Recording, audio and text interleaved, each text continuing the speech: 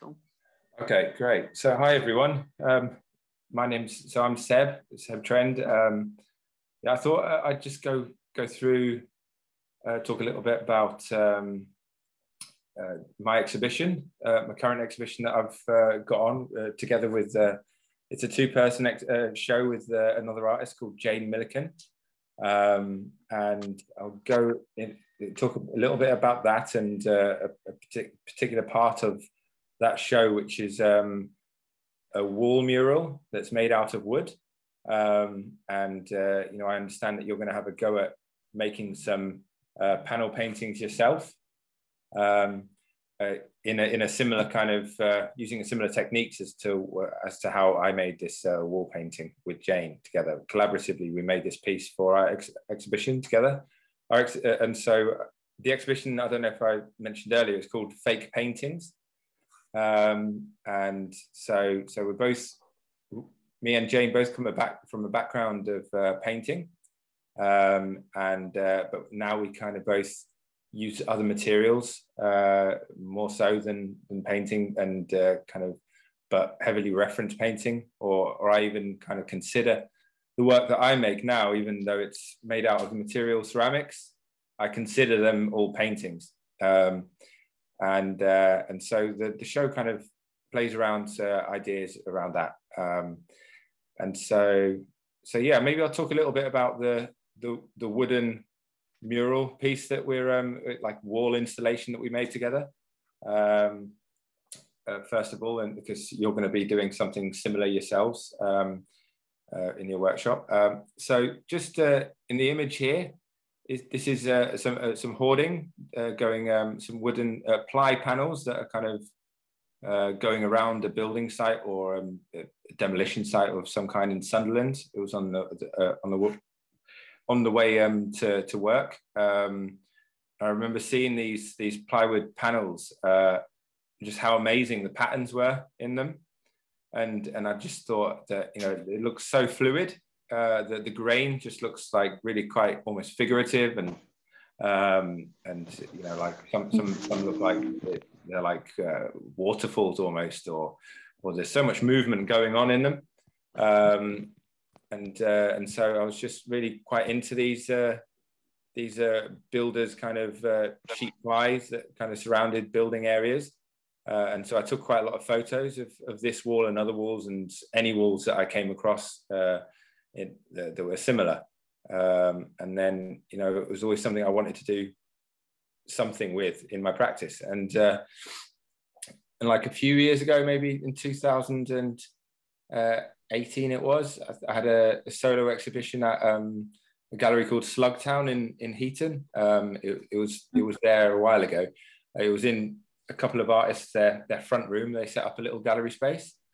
And so I kind of thought, well, so I made one feature wall with using this technique of creating a painting with kind of plywood. And it was the first time I had a go at doing that. And I made the kind of background, the wall was all, each of the wood knots I kind of developed into drips. So it looked like droplets, rain droplets, or maybe flames of candles, lots of them. And then I hung work on top of that. And so when talking to Jane about doing an exhibition together, we kind of, I kind of mentioned that, and whether we wanted to do something on the walls, and like a large kind of wall mural out of wood together, completely collaboratively. And Jane was really into the idea, and she also, her work, which I'll mention briefly towards the end of this talk. Her work also is really interested in the fluid nature of things, or things that look quite fluid or liquid, and paint as well, the material of paint. And so yeah, she was quite keen to do something with that. And so yeah, that's kind of where that started. And I just like how figurative it is as well. You can get more expensive plywoods as well, that, like, you know, beech that people use in their homes and stuff, and they're quite they're quite lovely and quite light, but they've got very little grain to them, very little interest, I think, really. compared to these cheap plywood walls that plywood wall boards that you can find that use on building sites, they're just there's so much more going on with them. And it just like, to create a work of art from that, I just was really wanted the cheapest, crappiest ply I could find, but with the most kind of character to it. So yeah, and just there's I follow this group on, is it Facebook, I think, yeah, called Things with Faces. And it's that thing of kind of looking into the floorboards of a house or the skirting board, and you all of a sudden see like Elvis's face or something, or in your burnt toast see a like a cat. You know, like you see these. I think there's a term for that, but yeah, there's. This thing came up, and I just thought that was funny, so I'll include that in there. But it's kind of the idea of finding images within like something like grains and patterns of in wood grain. So yeah, and so this is a installation shot of when we kind of clad the gallery at the exhibition, I should say. Fake Paintings is at a gallery called 36 Gallery, which is just in the entrance of 36 Lime Street Studios in the Ousburn. And so what we did to create this wall installation, we also wanted, just if we could, we wanted to completely envelop the gallery in such an installation. So we covered all the walls basically with plywood, and so that's the kind of starting point. You know, so there you have it. That's the beginning. I'm not going to show you all the way to like the finished version, actually, because it's in the Ousburn, and so maybe it would be great if you could go get down and see it for yourself, because it's open next week, Thursday to Sunday, 12 till 4. So if you get a chance, I think Joe's arranging a visit on Friday. Friday at 12, if people want to meet at Chile, we'll walk down together. Great. And so yeah, that's the starting point. And I don't know if anyone's seen the YouTube video that I've there's a little instructional video of how to make a small panel painting using the same techniques as to how I made this wall installation, but that goes through it, and I'll go through a little bit of it here as well. So me and Jane just saw these walls when they were up, and we just thought we'll just kind of work intuitively when we see this, get into the space, look at the wood grain, see what we see. Like, we did think a bit beforehand, should we like, we started thinking of planning and making ideas of what we could, what patterns or what shapes we could create on the walls. But then in the end, we just went with going to the space, looking at the walls, see what the wood said to us, and then kind of go from there. And so we kind of took it from one end of the gallery to and just worked kind of anti-clockwise and just did board by board, and just saw the shapes that we found interesting, and then we kind of drew those out with chalk and Sharpie pens, like outlines of the shapes, and as well, then we like varnished those areas, and this varnish here is I think it's called like medium oak or something like that.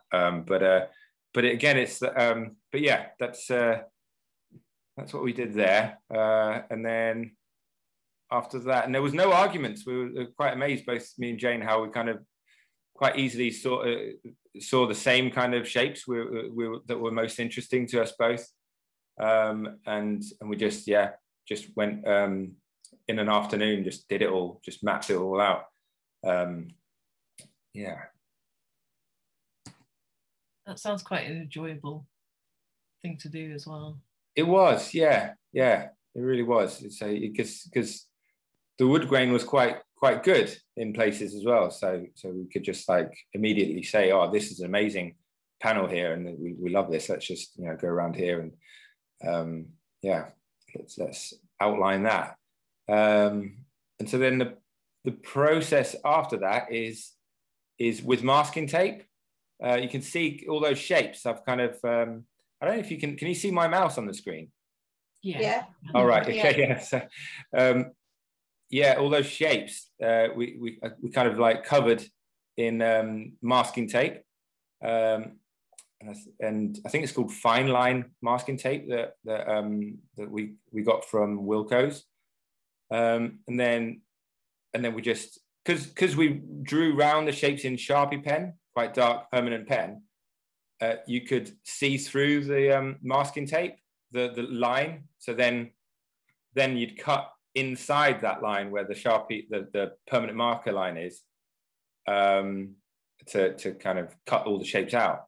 But you wanted to see the Sharpie pen line. You didn't want that to be underneath the tape, because if it's underneath the tape, then you'll see that line later on. It's just a guideline.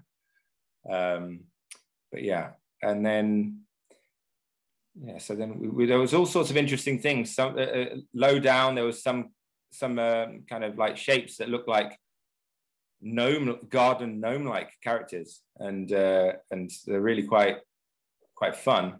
And yeah, I think this is the last slide on this wall installation piece.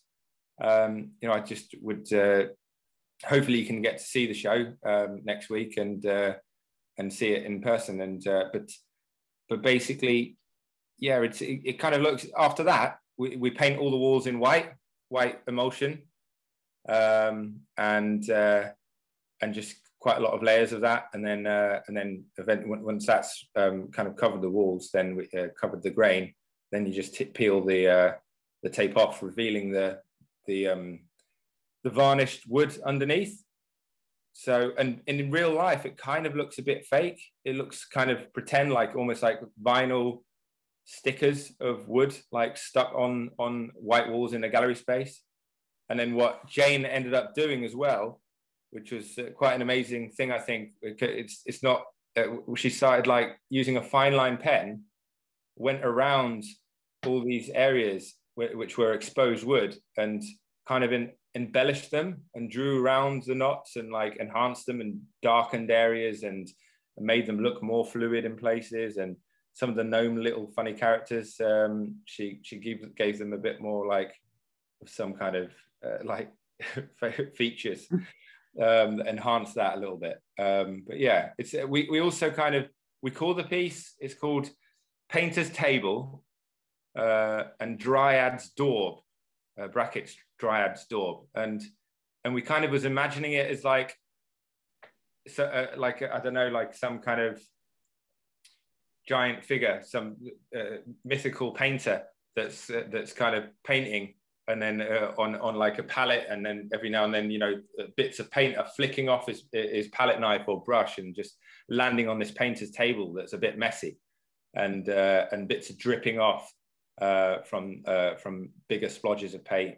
And a dryad is I think it's like a wood nymph that lives, that is kind of, that's kind of where that word comes from, I think. And then daub is like a paint mark that maybe this mythical creature creates. So that's a bit about that piece. So that's kind of yeah. So I'll maybe talk a little bit about some of my work from my individual practice. So this painting here, and I'll go through a bit of a process, because there's like before, this is an old painting, and so I'll kind of go through the various different processes until where I get to kind of the work that I do now. But this was created maybe in like 2010, originally, this painting, and it's of a photograph, a family photograph of me with my family when I was maybe 6 or 7. So finding this domestic photograph, I kind of, I go through a funny process where I manipulate photographs using chemicals such as like bleaches and enamels. to kind of liquefy the surface of the photographic emulsion on the surface of the photograph. And then I kind of manipulate that, move that around with paintbrushes, or just kind of use gravity to do stuff. And then from that kind of starting point of working with photographs, I used to make paintings that were like pretty much direct copies of those photographs, but kind of playing a bit more with color and adding a few bits and stuff, and abstract elements and what have you. And so this comes from one of those paintings, and you can kind of see there's an abstract kind of I think it's an illusion, like a coffee bean illusion, where if you look, it's one of these things that if you look at this image, all the coffee beans, these oval shapes start like moving. And so even though it's a still image, it just looks like it's really like waving and moving. It's quite amazing when it works, but it doesn't work in this instance now because I've done lots more to it. And it's like I've removed that illusion part of it, but I've left that there. And then so you can see that then there's a bunch of people on a sofa.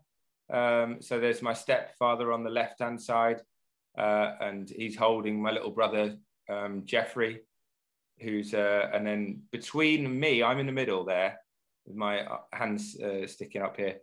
And I'm got one hand next to my dog, or our dog, the family dog, Hilda, who was a Rottweiler. And so she's in multiple colors there, but she's in between the stepfather, dad and me there. And that's my mum on the right-hand side. And the little boy on the right is Tristan, my other brother. And he's got on his shirt, you can see, he's got a picture of a killer whale splashing in like the sea, and with a mountain background and like a sunset. So I call this series, everything I've done from this series, like Killer Whale 1, Killer Whale 2, Killer Whale 3. So it's created several other artworks from this piece. And so what I do with the next stage, what happens after, like what my most recent kind of work is making paintings out of ceramics. And so they're made from taking casts of old paintings that I might kind of consider a little bit like a failed painting. So I consider this as a failed painting that I won't show really as an artwork anymore at all. And I use it as a kind of a maquette to make the next piece, the ceramic pieces that I'm working on now. So I've divided the painting into 24 individual kind of segments or jigsaw pieces. And they're in particular kind of, the shapes actually come from something that I'll talk about soon with some of the photographs. But yeah, I divided that into 24 different shapes. And then from that, I've made plaster molds, 24 plaster molds that all lock in together to be able to make the next ceramic phase of this kind of process. And I've coined a term, like the process that I use here, like a ceropaintographic practice. I've used that word before, but it's so like ceramics, painting, and photographs. Yeah, I'm not sure if it's a brilliant word, but yeah, I've used it before and trying. Got two raised hands. We've got one from Jed first, and then Louise. Yeah. Right. So did you when you drew the lines, did you have them already marked out for the ceramics, or did you was the lines, are you following the jigsaw parts? The lines, I drew the lines on this painting first, and then I made the molds to the shape of these shapes in the painting. So I didn't do it the other way around, where I made the molds first and then drew the lines. No, it was like draw the shapes first on this painting, and then I kind of created the molds by placing plaster directly within the lines and kind of using clay walls where the lines were to kind of barrier off sections so that the plaster wouldn't run over everywhere. Okay. And did you, when you were creating this piece, did you have the intention to turn it into something, or was that just after? It is very much after, because this piece originally was created in 2010. and I kind of saw it as a finished painting back then. But then, like, fast forward another 9 years, and then I look at the painting again. I'm thinking, I'm kind of sick of this painting, and I want to do something else with it. And it's not doing anything for me anymore.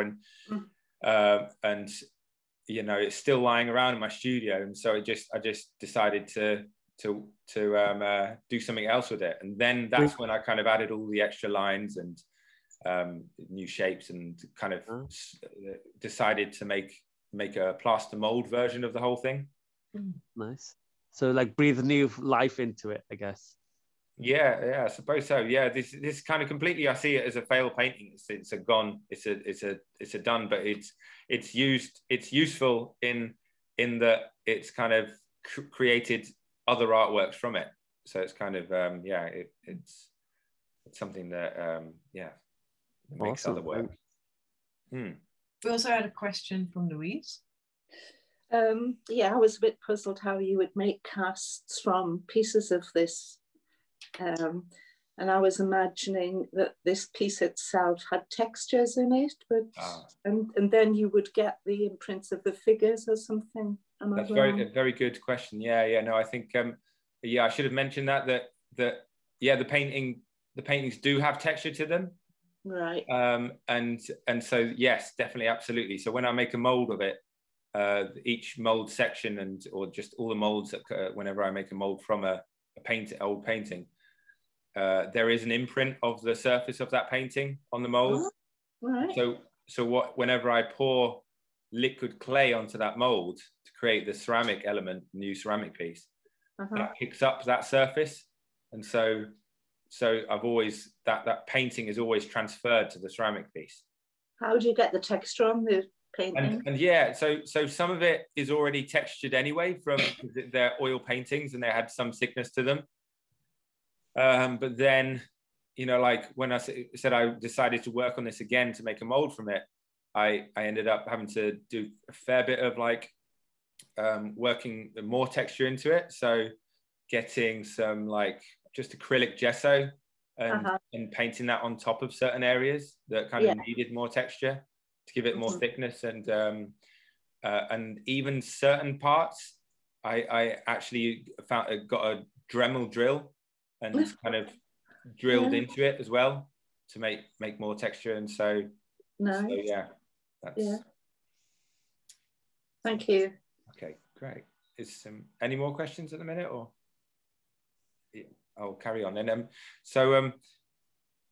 they're one thing I quite like about it is that all the characters, they look like they're sliding off to the right hand corner. It's all just a bit wonky, the image. And I remember when actually at the time of this photo being taken, when I was like maybe 6 or 7 years old, it was one of those things that my mum wanted us all to like create this family portrait kind of thing, this like a trope of an idea of everyone like sitting on a sofa nicely for this photo to be taken. And so she kind of in a rush put a camera on a chair in the front of this sofa where we're all sitting, and then put the timer on and then rushed back to the sofa. But at the same time, Jeffries was like screaming and crying about the whole just being held by his stepdad. He probably wanted to be held by my mum, and then I'm just sniggering, laughing at it all, and my brother is as well. And I remember not really wanting to kind of play game or go along with making this photograph. But that's some of the thinking why I quite like the image. But kind of there's a bit I find a bit like I used to be a bit embarrassed that I made these works that were like had this quite autobiographical element to them, where thinking like, you know, why does anyone else care about your family photo? What's the point of making an artwork about this? And so I kind of hid it, just pretended that it was just a family, but now I just don't mind. I just say how it is, and that's it. But and so I thought this image is quite good because it shows a bit more about the working process. So you can see the painting on the wall.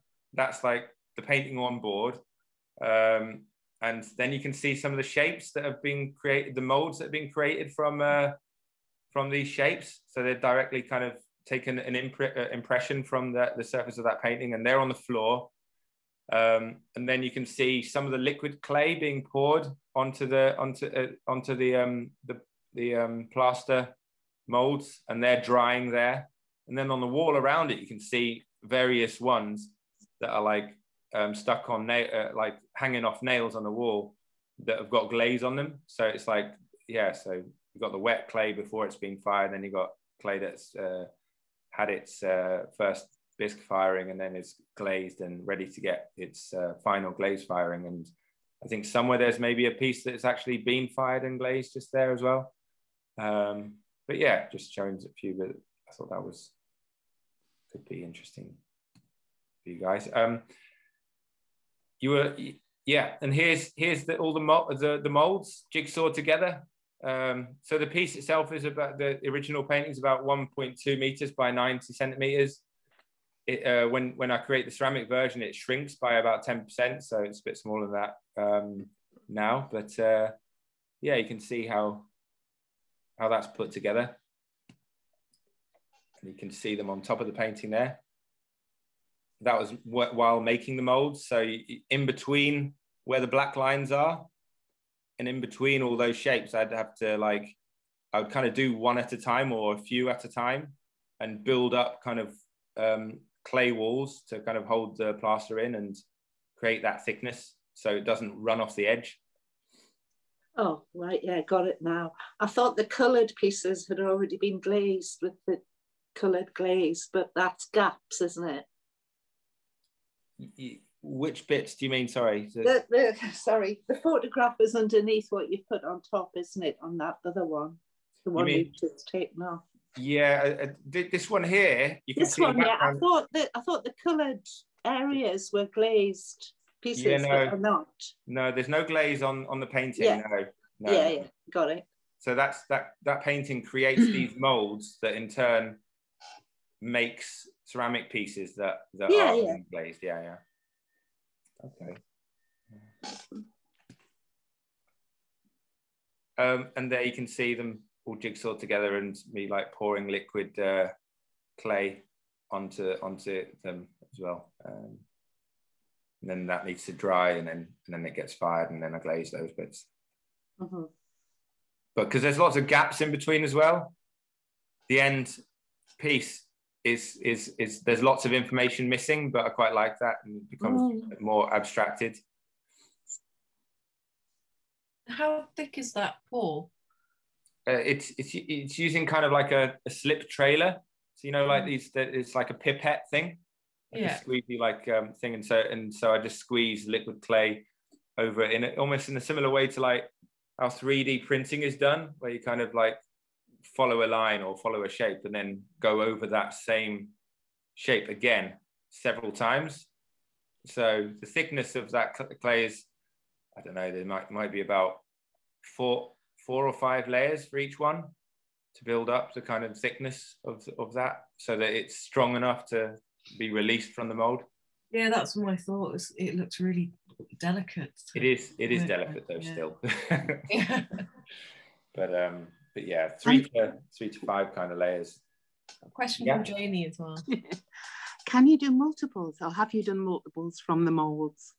So yeah, you get absolutely. replicas. Yeah, that's the magic of it. It's just I just love this kind of process because I can do multiples. I can then I kind of feel less precious about when I was making oil paintings. I just thought, you know, it's so final, this thing. You can go over it and over it, but you know, sometimes you go over it and then think the finished piece, actually I preferred it like halfway along, like ages ago when I started or something. And then but with this I just feel less kind of precious about these ceramic pieces, because you put the glaze on. Also, when you're glazing it, the glaze, you don't exactly know what the glaze is going to do when it comes out of the oven at all. And so there's huge elements of chance going on, and you just go with what you imagine might be good and just hope for the best. And then you're excited or disappointed or and so I had one show at 36 Lime Street a while ago, and I called that show Painting in the Dark, kind of because of that kind of whole kind of surprise and blind kind of painting when you play painting with glazes. yeah, so Okay. so that, yeah, there's Nice randomness. Sorry, what did you say? So there's a kind of a randomness, and then I suppose each replica refers to the previous ones as well. So it kind of, yeah, because when you pour the clay over, or squeeze this clay in these shapes on the plaster molds, when you take the ceramic off, there's often actually a shadow left of where you actually put the previous kind of marks. So then you can kind of use that as reference for the next one. You could copy it, you could go along with the same shape that you made before, or you could completely like go differently. And so usually I go completely differently with each time I do it.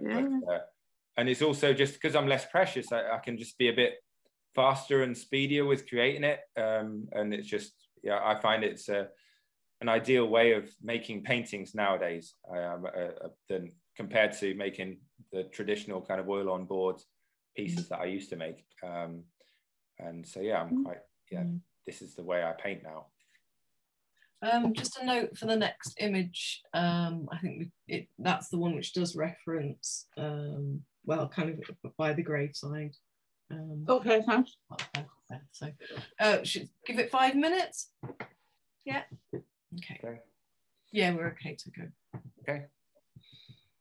All right. So, this is a photo that kind of, not all of the photos that I use come from my family kind of album, but this is one that does, and it's a picture of my dad over looking over by the graveside of his mum, and I had. So I use this. The next few images are images of photographs that I manipulate and work with to, like, as I was talking earlier about liquefying the surface, and so I was interested in kind of the pose that my dad was having here, and just how he was looking at this kind of big pile of flowers on the floor. You can't really see it very well there, but in some of the next ones you might see it a little bit more. But you can see the image of a figure there. But everything else is really like blurry and like melting and falling down, and just that's just magic of like liquefying the surface of these photographs. And what chemical do you use to do that? This one is depending on, this is enamel. Enamel, so enamel paint, but you can use, and I think it's also got bleach as well, bleach and enamel.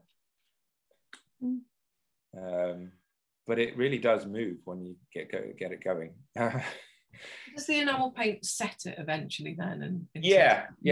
So yes, it does. And so, but because I think there's areas also that I've used bleach as well as enamel, those areas are really less stable. And so if you zoom in, can you see kind of the cracks? Oh yeah. And so this is kind of becoming really unstable. And see these, I love zooming into these photos. And so I've done some pieces where I've like blown photos up like 5 meters high and made them like big kind of wall paste ups of them, where you can see this kind of incredible kind of cracked surface. And it reminds me of old paintings, the cracked surface of old paintings. It also reminds me of the cracked surface of certain ceramics as well, pots and glazed pieces that kind of, you can even get glaze that's called crackle glaze as well, that kind of purposefully does this. And so that these shapes, you might wonder actually, like the shapes where from that previous painting that was all divided into jigsaw pieces and put together, that was kind of, those shapes were created from these little bits of crackles. I call them crispies, because what happens is this becomes really unstable, this surface, and then it falls off. You can see some have fallen off here. A few have fallen off there. And so what would happen I'd scan these at high resolution on a scanner, and then loads would fall off. So here he is again, but then they'd be left on the scanner bed. And then so I'd scan just the crispies that were left there on their own, and then I'd like trace around them and create like use them as shapes for making paintings and stuff. So here you can see the flower bed a bit more, but also you can see like this one's really nice, kind of how it's kind of falling apart, and I quite love that. It makes it there's a conservation department at Northumbria University that if you go to inside the corridors, you see like examples of some of the most like badly kind of composed and looked after oil paintings, for instance, and they're just crumbling in similar ways to this. And so here you can see like some of the crispies that have fallen off some of those photographs. And so, yeah, I'd look at a scan like this, and then I'd kind of trace some of the parts and then add those to, use those to make jigsaw pieces for jigsaw shapes to kind of make that larger piece. And there's the other thing of the larger piece, I wouldn't ever be able to fit that as a whole piece in a kiln. So it kind of also had to be made out of smaller elements.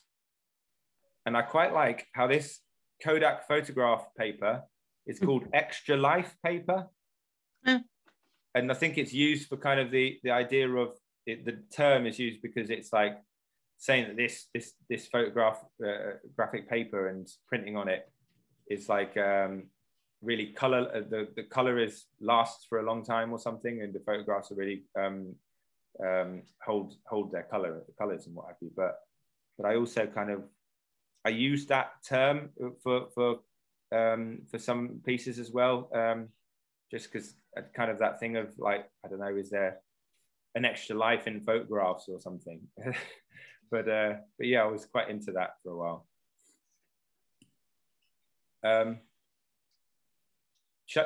Yeah, so here's another image made in a similar way, and so I'll show like the kind of the journey of an image, a piece that starts off from a photograph. And you can see this one's crumbling away, and I used enamels and bleaches to kind of liquefy it. And it's of a character, oh no, it's of an actor. I forget his name, but it was who played a voice part of some of the, or one of the Captain Scarlet figures or characters from Captain Scarlet, the puppet TV show from like the 1960s or something. And so I was making I melted this at the time because I was just interested in that show, and remember that I was quite obsessed with it as a child. And so anyway, I melted this figure. Well, there's some funny things because Captain Scarlet, you have like Captain Scarlet, who's a bit like a Jesus character, because he's kind of invincible, or he's come back from the dead. And then there's someone else, there's a Captain Black who's a bit like who betrayed him. And then there's all these characters that are kind of called Captain something, and colors, based after colors. And there's one called Colonel White, I think this guy's the voice who played that puppet. And he lives in a base. A lot of them live in a base in the clouds. And so yeah, I was quite into that while I was making the paintings anyway. And so now I'm making a series, because you know that technique of being able to use a mold and create multiples. I'm making a series of Captain pieces. So they're called Captain something. But and here's a painting and it shows the kind of that relief kind of thing going on. So I made a painting at one point. Hi, Louise. Hello. So here's, yeah, this painting here is based after a photograph. Shall I go back, Louise, just so I can show you the photograph? Yeah. So here's a photograph that I melted using enamels and bleaches, and it was kind of crumbling away in parts. And so that was the basis to create this next painting of that same character. And you can see he's got these, like, I just kept on reworking this painting, and it did become thicker as doing it, but then I added more texture to it. with, you can see all that gesso over it, and then all, here I've kind of these kind of like spiral kind of marks there I created using a Dremel drill. So I made a mold from that, and then this is a finished ceramic piece that comes from that. And this one here, I decided to kind of use all the I wanted to use all the glazes and colored slips that were available for me at Oosburn Pottery, and yeah, just use as much color as I could, and I call this Captain Discotheque. And here's another one from the same mold, based after the same painting, which is based after the same photograph, and this one's called Captain Sunshine. And I called this one Captain Sunshine because I was thinking about Van Gogh's Sunflowers and a collaborative lithograph print that me and Jane Milliken made for the show with Whole Editions. That's also that's based at Lime Street Studios, and I can show you. There's the print that we made together, me and Jane. And so you can see that the shape, I'm using the same shape as Captain Sunshine to make that shape there. And then the drawing inside that shape is done by Jane Milliken, and that is based after Van Gogh's Sunflowers.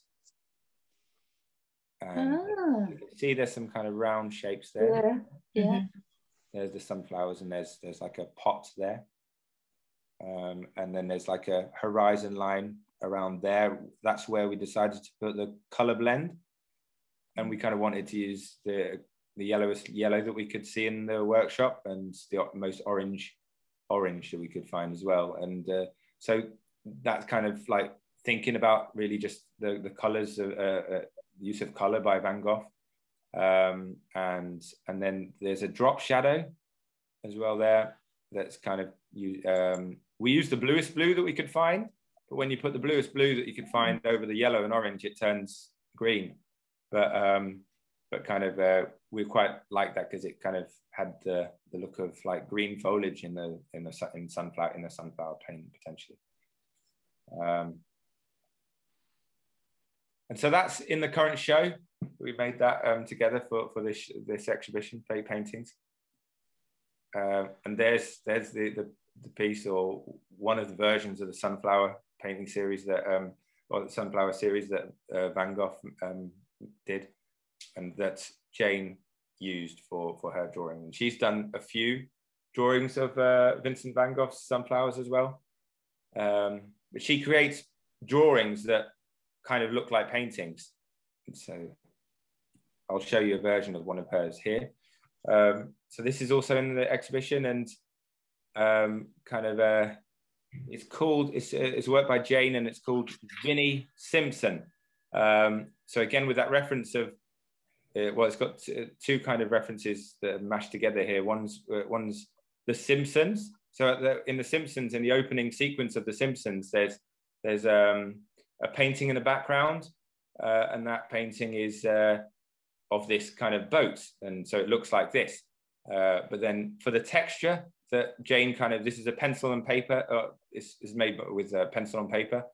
The texture there that you can see, all those brush marks, are directly copied from Vincent Van Gogh paintings of boat scenes.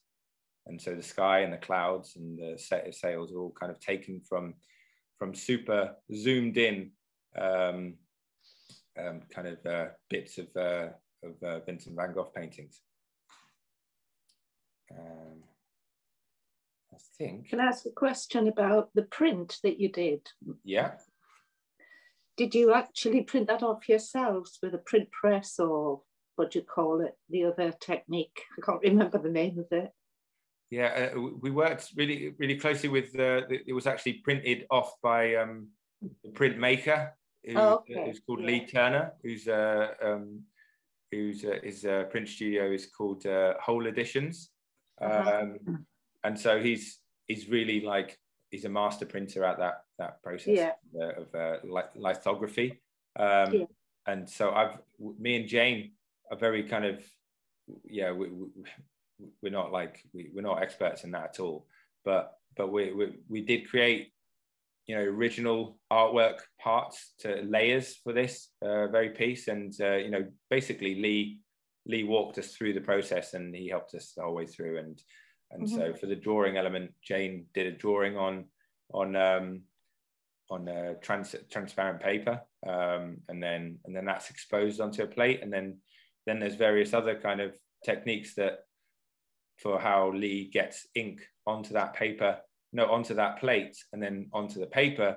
And it's all to do with water and oil, how they repel each other. That's somewhat how it works. And it's using rollers, kind of to get the ink on, you use really large rollers. And then there is a press involved as well. You have to put pressure onto the plate and onto the paper. And but yeah, I'm not brilliant at knowing all the how all of that works. But so is it a metal plate you're talking about? Yes, it's a metal plate. That's a certain technique. Okay, yeah. It's kind of the transparent paper. You do a drawing on the transparent paper, and then the graphite from that, the pencil or whatever, pen or paint or whatever, ink or whatever you use on that transparent paper, will stop the light from going through, and then that's exposed onto this kind of photosensitive metal plate. Photosensitive kind of surface on it, and then you wash off whatever wasn't exposed or was exposed to light, and then that disappears. And then and then the other bit that was not exposed to light actually picks up the ink. Yeah, I think that's how it kind of works. Yeah, but I think I've done something similar before, but years ago in college. They had all these big machines that you put the plate in, and something happened, something chemical happened. I don't know. Yeah, it's really magic, really. Yeah. And so as with the show, we were also kind of we kind of both wanted to make work for the show that none of us would need. It was all fake painting, so there is no actual painting if you kind of consider painting like paint on boards or, you know, or paint on canvas. There's none of that. We didn't pick up a paintbrush really, other than like painter decorator paintbrushes, like when making the wall, or rollers more really, to be honest. But yeah. But yeah, I think that I've reached the end. And so yeah, I don't know if anyone has any more questions at all, or know what else I could say about I think putting this liquid or bleach, as you describe it, onto photograph sounds like a really good thing, like an interesting thing to do, just to see how the liquids manipulate the photograph. I'd like to try that. Yeah, no, definitely do. I would say also that it kind of depends on what printing process you use as well. So as to how that photograph is affected by the paints or chemicals you use. So you can get, like, now if I tend to use like just the cheap kind of standard process, or just normal process that you find from like Boots. I think that's almost the only photography place you can go now to get these type of prints now. I'm even not sure even if you can get it now. So what's it called, that kind of print then? If have you ever been to Boots, or in like the basement of the Boots in town? Yeah. They used to have this bank of like machines that you could put your USB pen in, and and then you could just, like, you didn't have to even go to any person to do it. Just do it, and it would. I just wanted to know, was there an option then to have different kind of prints, the ones you're talking about? So those machine ones is one type, and that's like known as, I think, as dry printing. Right. And so it's created in a different way to the other printing. So the other way you can print the photographs is by taking your film or your USB stick of digital images to the counter and asking for them to be printed wet printing. And that's different. The kind of the surface is a bit different and the chemicals used to create that emulsion surface on that photograph are different, and so react to the chemicals you use if you want to manipulate them differently. So the dry ones work really well with enamel paints, and you can also use bleach with that as well, and it does some other bits. But then the wet ones, the wet photo printed ones, where you have to go to the counter and hand something over to a person for them to give you back to you 48 hours later or something, they only work with bleaches. They don't work with enamels at all. So just to save you going and using getting loads of enamel and getting loads of wet printed prints and then nothing happening, yeah, that would be really. I'd probably just start off with the bleach. That sounds the simplest one on a wet printed. But you know, the wet printed ones is like the traditional ones. It's like if you have older photographs, they were created in that way. Right. If you have existing photographs that you wanted to work with, that unless you've got them more recently, for instance, then yeah, then that's that doesn't work as well with the dry printed ones. But yeah. Do you want to talk us through some of your inspiration as an artist, and maybe how you've developed as an artist as well? Because you seem to have quite a bank of techniques from painting to ceramics to. Well, I was particularly kind of from starting from when I'm going to art school. I always liked things that could be a bit like liquefied and manipulated in some way, or the concept or the idea of melting. And so like states of kind of material states of in between. And so like so I used to kind of do a lot of things where I'd maybe make paintings that were like, I don't know, I'd do melting looking images by like pouring liquids over people and taking photographs, or I would do things like that. And or I'd even like also find plastic objects and physically melt them and like burn them to melt them, and then take photographs and make paintings from those. And it was always kind of do something, take a photograph, and then paint that photograph. and kind of, yeah, but for me, I was just really obsessed with melting, and I still am. The idea of liquid, the kind of a state of in between, and something that's not something that's in change. And the idea of the photograph is like quite massive, quite big in my kind of practice. So how like the photograph is like a still object, or like a frozen moment of a completely changing, melting liquid time, or something that's always changing constantly. But when you click that shutter, it's freezing that, it's holding that, capturing it, it's giving that moment extra life. But then it's also like yeah, then you can, I don't know, that's something that I'm just really into, and so I think there's, yeah, I don't know where exactly I was going with that, but yeah, the photograph as an object, as a thing that stays still as everything else moves, and as the photograph as an object that's, you know, particularly I guess in a world that photographs are now digital things as well, but I'm quite into photograph as a real life thing that can be played with and manipulated, and yeah. So yeah, that's I guess they're some of the main kind of inspirations for my work, is that materiality of melting, and the kind of the stillness. So things that are moving, and then there's the opposite of that, things that are kind of still. So photographs and like liquid paint as well, like, you know, the materiality of paint. And then when I've come to do work with, and it's also about painting as well, I guess.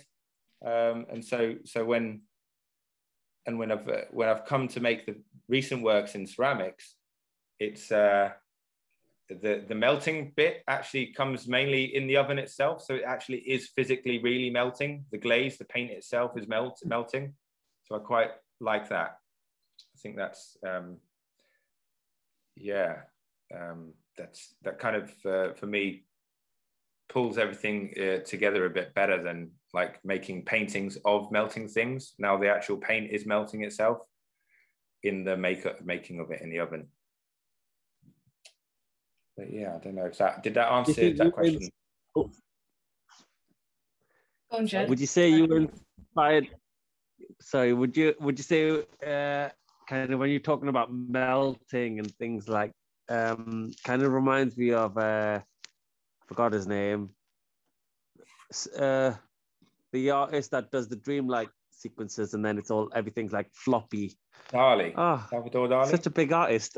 Is it Salvador Dali? Yeah, that's it. Dali. Yeah, that's it. Yeah. So you were talking about the melting about that. Would you say he was an influence? Sorry? Are you asking if Dali's an influence? Yeah, would you say he was an influence somewhere? Yeah, maybe, yeah. I'm definitely interested. You can say no if he's not.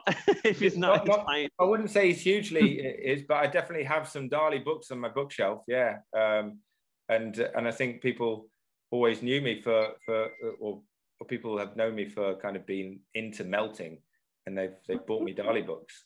And, so I've got quite a few.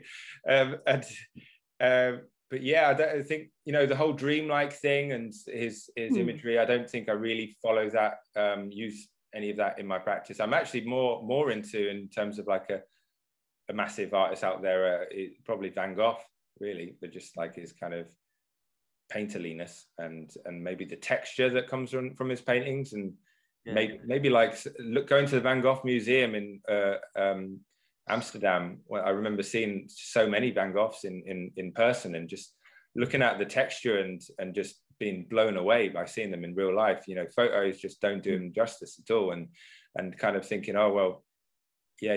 And there's another artist that did a few pieces. I forget his name now, but he did some pieces on.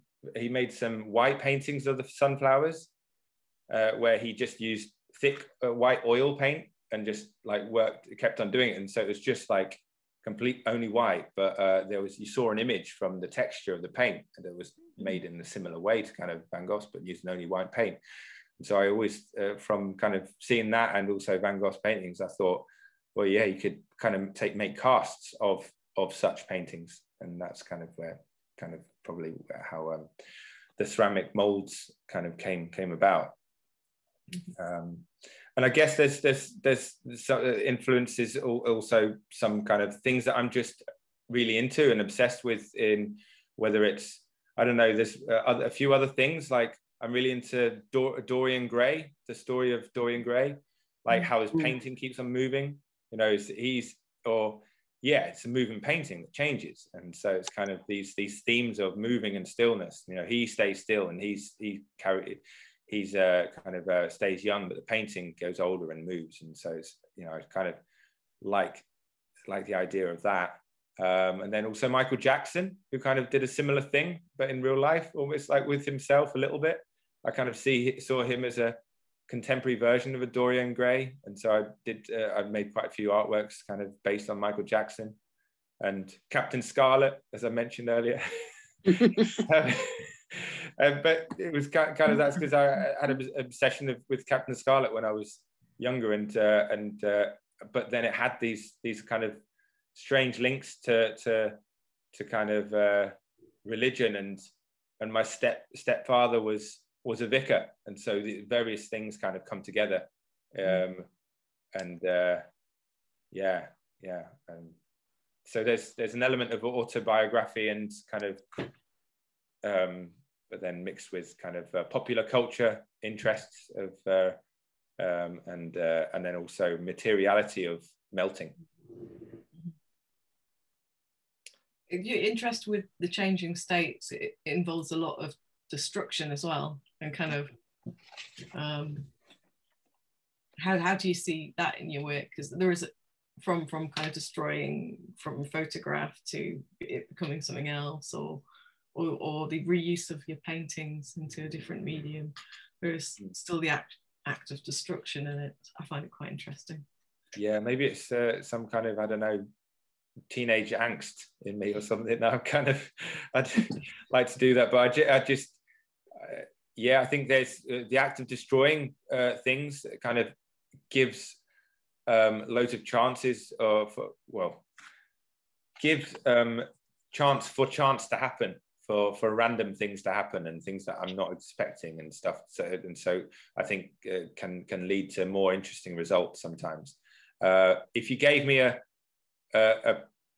canvas and paint and something to draw and paint in front of me, I think I'd do a terrible job. I just think I'm not a good painter at that, or even I think there's got to be something element of change or destruction involved along the way that kind of has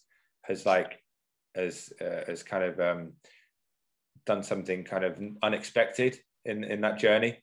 That kind of I can't kind of just think of it in my head really. I've got to just do it to see the material kind of outcomes. Nice process. Yeah. Were you interested in chemistry when you were at school? No, not usually. I kind of came across the bleach and enamel just purely by accident, really. And I think I'd seen, it's from kind of just seeing things, and it's not really. I wasn't particularly interested in chemistry, no, but I was into physics. I quite liked in the sciences. I quite liked the idea of space and all that, and at school. But yeah, no, not chemistry really. It was too hard for me. I really struggled with it. I found it really, really difficult. Had no idea what any of the equations in chemistry meant.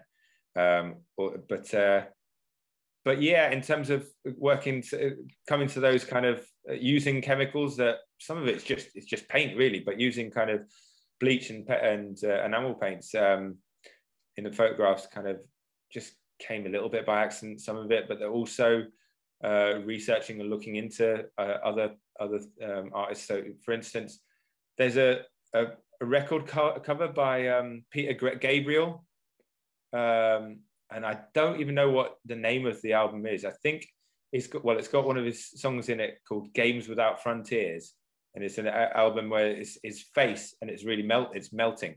It's half of it's melting, and it's like black and white. And that was created. The artist that made the artwork for that record cover was made that by taking a Polaroid of his face, and then on the back of the Polaroid, I think he rubs like maybe a pencil or a back of a spoon, or even might use some heat like a lighter or something potentially to help move that emotion around. And so I think that was, I don't work with the photographs in a similar way, the same way, but I kind of did learn about how those melted images were made with Polaroids. And I might have had to go at doing that, but I couldn't do it in the same way. Polaroids aren't made the same nowadays as well, and I just I just kind of came across working with the bleach. I think another artist actually did that I was studying with. I used bleach once on a photograph, and I just saw it, we both started like using bleach on photographs for a bit, and he was doing quite different things to me, and then he was making screen prints from it, and I kind of made paintings from that. And then because I quite like I was going to say I quite like using alcohol inks and alcohol for the randomness of that and the fluidity. And like you can use that on photographic paper or obviously UPO paper, so it moves around easily. And I love those organic shapes that you get from that. So maybe and I do like using bleach and salt and stuff like that to kind of change images, and I love texture. That sounds great. So it's just very creative though. I've got all these ideas, but it's actually physically getting down to doing it. I haven't got the space really. You mentioned chemistry, whether I was interested in that or not. but maybe like I kind of thought back to school and I hated it then, but actually maybe I think I do quite like the idea of it, and I like the idea very much of experimentation, of experimenting. So using such kind of materials and just go having a go and experimenting with things. Yeah, and kind of, yeah, I guess, and also maybe the idea of what's it called? And someone who back in the day they people that would create materials out of gold, out of lead. Alchemist. Alchemists, yeah. The idea of alchemy, of kind of through experimentation, finding new materials or new, you know, in a kind of painterly way or a paint making way or making artwork way. I think, yeah, no, that's really fascinating. Yeah, very much kind of. My studio is a bit of an experimentation kind of space, yeah, for such things. Yeah. We had a question from Janie. I'm just realizing that yeah, close to the time. Well, it was just kind of related to something earlier on, really, but it was just, I thought it wasn't about destruction so much as seeing things falling apart and the beauty and potential of that fallen, fractured thing, and then bringing it back together to something that's the same but different. Yeah. So there wasn't a negative about it at all. I don't think so. I think you're right. Yeah, I think I'm just when I see things fall apart and degrade or melt, I think there's a massive, amazing kind of painterly aesthetic to it. When I zoomed in on some of those photographs and you saw those kind of sections where it's like highly abstracted colors fading into each other, like almost like, you know, like, I don't know, watercolor paintings where you look at like a sky that was created with just loads of wet painting and stuff, but it's all kind of created magically through the process of these kind of gravity and enamels and bleaches kind of mixing together and all that kind of stuff that happens there. I couldn't create myself, really. I've got to put the process. Well, I guess you know, if I made a painting of it, I couldn't do as good a job, basically. I've got to just, so that's why I kind of see the paintings, the in-between process, as all kind of failed paintings. So I kind of see them as copies of something that just don't quite work, but they work better as something to create something new. Yeah. Well, Louise has to go. She said it's really interesting, and thank you. So I think, yeah, we're quite tight on time now. Is that all right if we end the session? But massive thanks, Seb. Thank you everyone. Really interesting. Thank you. Really. Very interesting. And yeah, the show 12 till 4 p.m. next week, this week, Thursday to Sunday. So if you can make it along, and whether it's yourself coming along or going along with the group together on Friday, then that would be great. Yeah, but nice to meet you all. And you. Absolutely. Do you have an Instagram or do you have any social media? Yeah, Instagram is at Seb Trend. So you can follow me there, and then I've also got there's also an exhibition Instagram page called at Fake Paintings. Fake paintings, I like that. Yeah, and then there's also, if you wanted to check out Jane's work as well, in more detail, she's at Jane Millican, Millican, I think. And then I've got a website which is just sebastiantrend.com. See. So Trend is actually your surname? Trend is my surname, yes. Trend. Oh, that's a pretty cool surname. Yeah, it is. I was lucky with trendy. My surname. Sure. Yeah, it's So we've got an exhibition visit on Friday. If anyone wants to come, we're meeting at 12 at the studio. But do let me know if you can, just so we don't go over numbers. And we've also got a workshop following that at 2 o'clock at the studio. So kind of based on Seb's video, based on the kind of techniques he uses. So we've got some of that beautiful kind of wooden board to work from as well. And I think I mentioned to you, Joe, that I can be there at 12 o'clock on Friday, if that whatever time it was you were meeting on Friday at the gallery. I can be there if you want, and talk through some of it if you want in person. Oh, that'd be lush, yes. But yeah, okay, great. Well, maybe see some of you then. But have a nice rest of your day then, everyone. Yeah, all the best. Thanks, everyone. Thank you. Thank you. Bye, everyone. Thanks a lot. Bye, everyone. Bye.